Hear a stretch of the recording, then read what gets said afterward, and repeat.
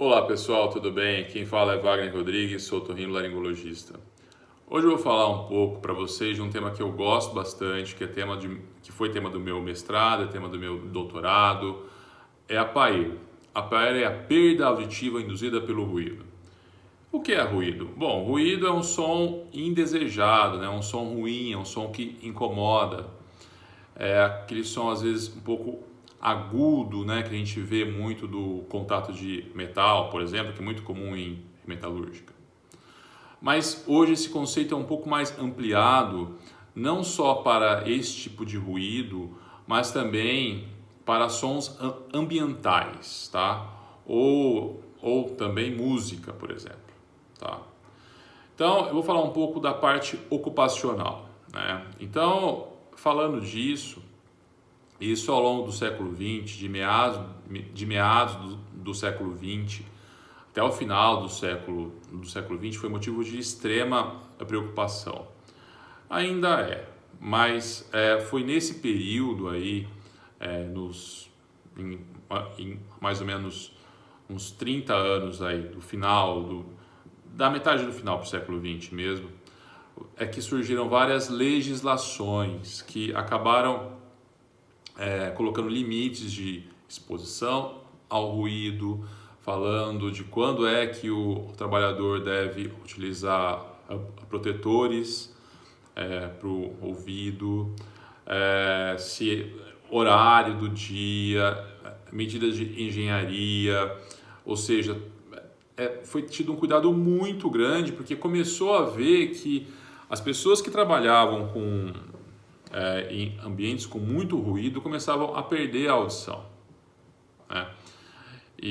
Só que isso surgiu mais nos Estados Unidos, quando eles começaram a ver que soldados, quando voltavam das guerras, voltavam surdos, né? Porque eram expostos a bombas também, né? Não só aquelas outras deficiências, né? Hoje a gente se preocupa bastante, mas como eu já falei, a legislação é bastante rigorosa também com as empresas. Elas tomam multas, né? Os trabalhadores têm que fazer as avaliações auditivas periódicas, né? Ano a ano, e sempre que houver um sinal de piora, deve ser notificado, ele deve ser afastado do seu emprego. Então tem toda uma condição hoje que está muito melhor do que era antes, tá? Bem melhor.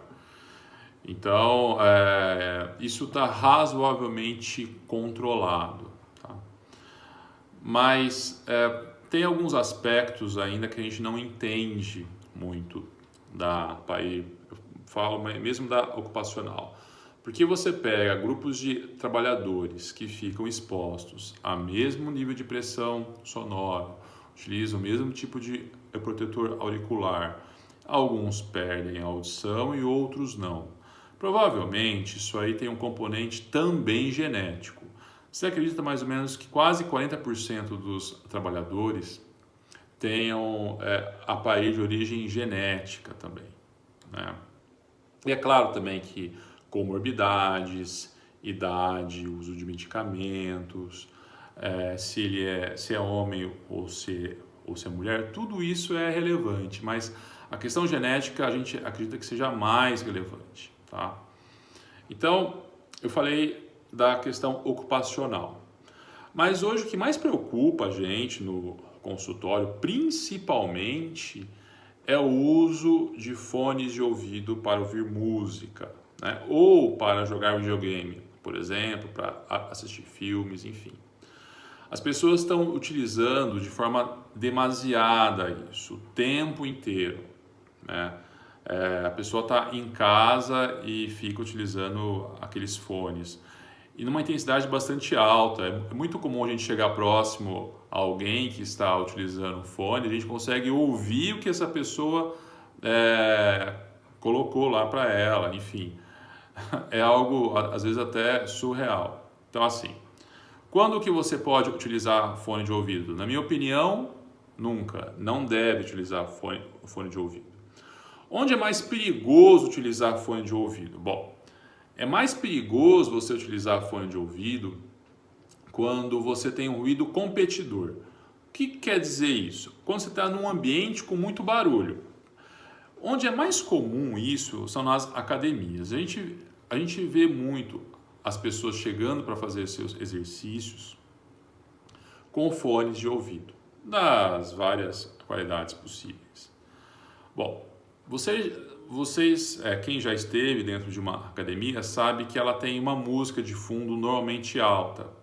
Para você conseguir ouvir a música que você quer no seu fone de ouvido, você tem que colocar numa intensidade muito mais alta, tá? E com isso, você vai aumentando o risco de perda de audição. E só para lembrar, uma vez perdida, essa audição não volta, tá? A perda induzida pelo ruído aí, ela é irreversível, tá? Então, por isso que eu falo, não utilizem fones de ouvido. Eu me preocupo particularmente com crianças também. Por quê? Tem vários estudos mostrando, por exemplo, que crianças que moram em bairros com muito ruído, por exemplo, próximos a aeroportos, eles têm um déficit de aprendizagem maior do que grupos de crianças que moram em regiões com maior silêncio, tá? Isso aí por quê? Porque é o seguinte, quando você é exposto ao ruído, normalmente você tem, e você começa a ter perda de audição, você começa a ter uma coisa que incomoda muito, que é o zumbido. Esse é o principal sintoma. E o zumbido, ele incomoda tanto que ele interfere no sono, tá? Então, ele interfere no sono, a pessoa tem fadiga, fica irritada e tem baixa produtividade.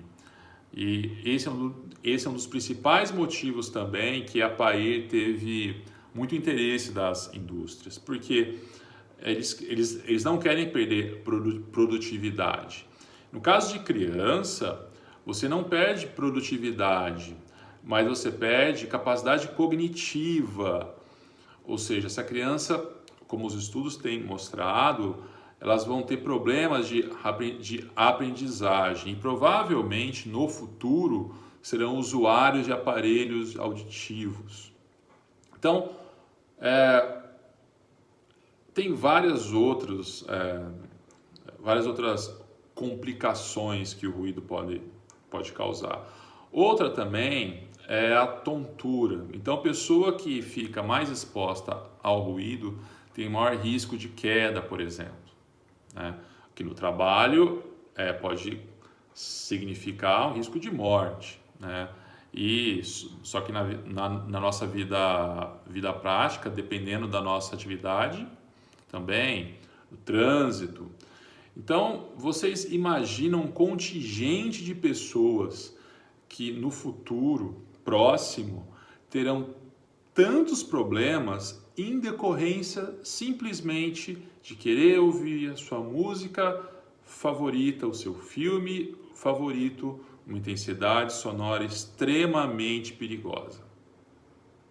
Meu recado a todos os pais, mães e aos jovens também que também estão assistindo aqui o vídeo é que evitem o máximo possível ficarem expostos ao ruído, ao barulho.